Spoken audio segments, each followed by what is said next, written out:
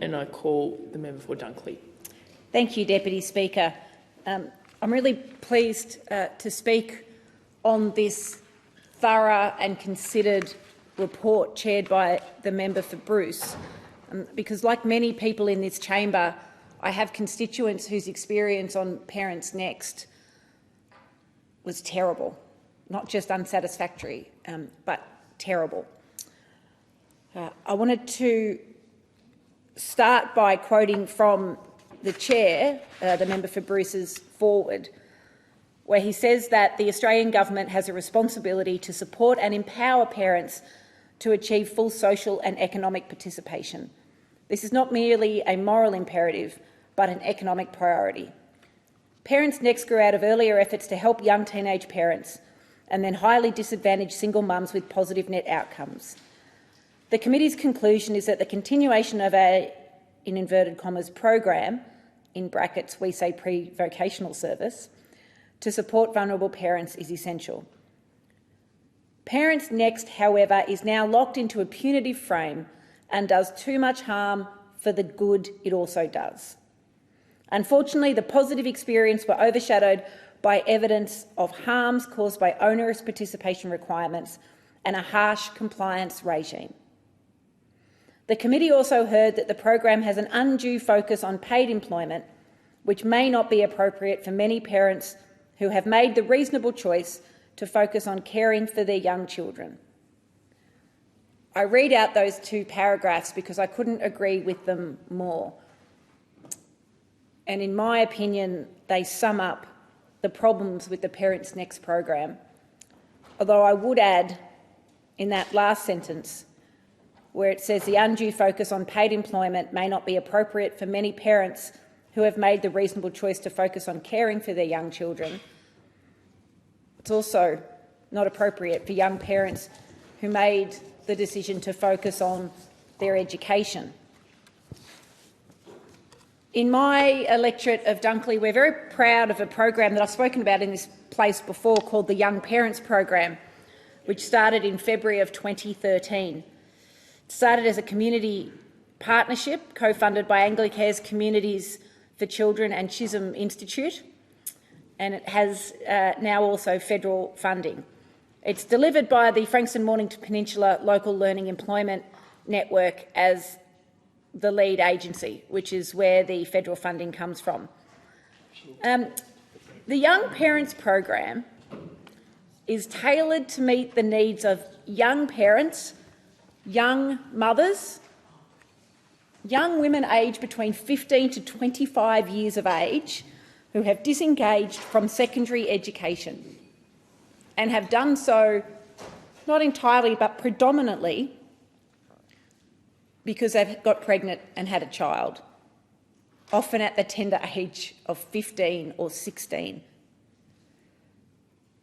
The young people who are involved either have a child of up to 4 years of age or are expecting a child, and I've been there many times. Some of them have 2 children. But what the Young Parents Program does is allow the parents and the children to share the same space. It has childcare there, with the support of 3 program staff, an educator, an early childhood educator and a family support worker, and the participants are funded for 2 years of attendance in the program where they are able to complete their VCE with a vocational major, the qualification at either Year 11 or Year 12 level. You know, that is a commitment to their future and their children's future by re-engaging in education. We know that there's almost nothing more important for a young person's future than engagement in education. And that's the same if you're a young person who also happens to be a mother. I know a number of the young women who are part of this program and who have graduated, and it has given them confidence. It's empowered them to know that they can be good mothers as well as learn, get jobs and succeed in their own right. Just a few weeks ago, I went to the open day and a number of the young women there have become nurses, have finished TAFE courses to become enrolled nurses. which when you think of where they were when they were 15 or 16, is an extraordinary achievement. What I've also had to do, though, for some of the young women in that program is negotiate with Parents Next on their behalf. There was a particular young woman who was exited from the program, Parents Next, so exited from all of her support payments because she was at the Young Parents program getting her education and missed appointments with Parents Next. So as a result of taking the decision to further her education, to further herself and the life of her young child, she was exited from Parents Next. It was extraordinary. And she finally had to come to my office with the help of the Young Parents program because she was desperate for that financial support that had been taken away from her in a completely punitive way. So how was she to survive?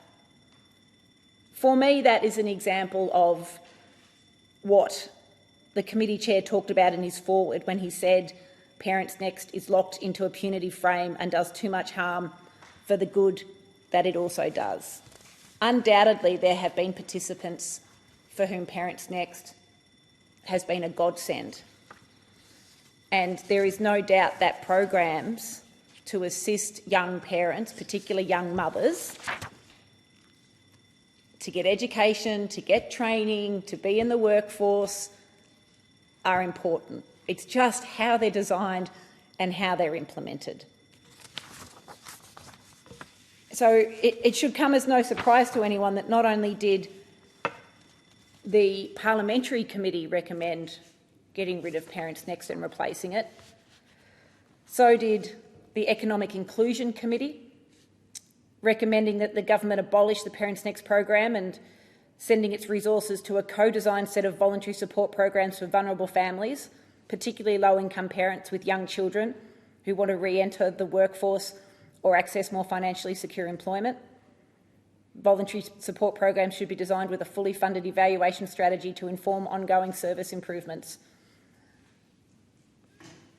Pretty redolent of the recommendations in the committee's report. So did the Women's Equality Task Force recommend abolishing the Parents Next program.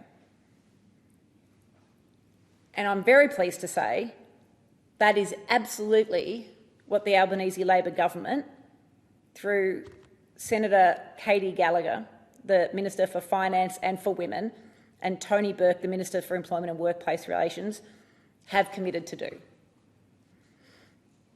Because women around the country have stories similar to the one that I've just told about the program being punitive, counterproductive and causing harm.